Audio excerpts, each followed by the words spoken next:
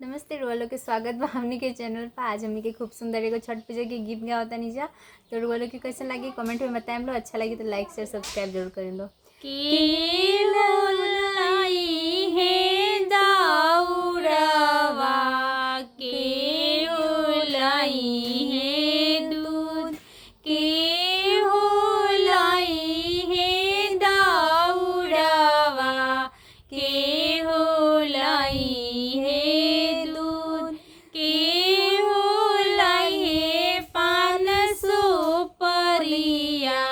भैले अरघा के बेर के होलहे पान सुपरिया।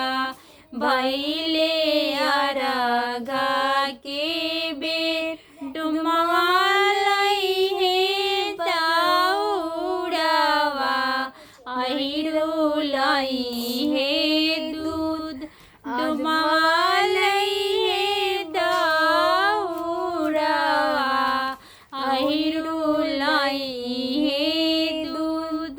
पनहरिया लइहे पाना सुपरिया।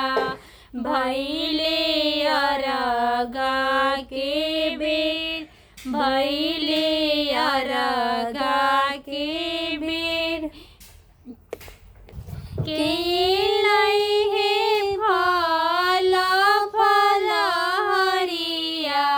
के लइहे सेवा